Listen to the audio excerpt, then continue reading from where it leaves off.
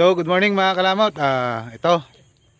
Papatayo na namin yung kan. Ipapatakder na namin yung simpleng bahay dito.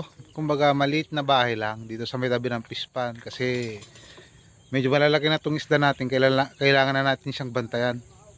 Kasi mahirap na, baka hindi sa kinakakuan baka may mga mamingwit or magtabukol pag rabi na.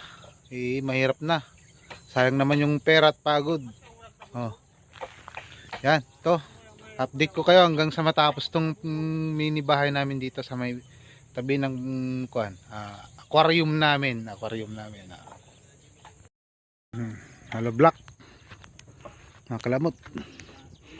Kajalo ko nga nagkapudya aurora dati ko na rosing natan. Damdama alas 9 kay pa nga mangan matan ni. Ato jay kwa simpleng bahay na ipapatakder namin. Shout out kay Kuya Pedi diyan na isang yung foreman namin, tapos si Insan Gids na laborer namin. Yan. So update ko kayo mamaya kung ano man yung mga matatapos namin. Nang bagnal daw mga kalamaut, mga taon. Ito papayitan. May da kami binalunan. Shout out Anday. Andoy. Tapos ni Paul. May din tulad shout out sa misis ko dyan. May din tulad di kwa. Di generator kay natay tubo. Ikabil mi dyan nga pagadigi mi.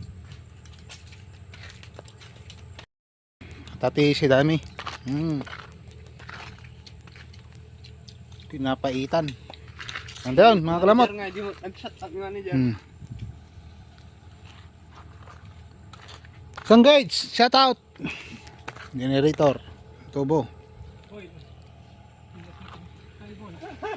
Kasakaling may lagay na yung yung adigi niya.